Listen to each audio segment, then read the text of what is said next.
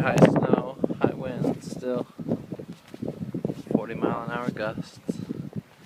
There she is. Hey, Summer. How you doing?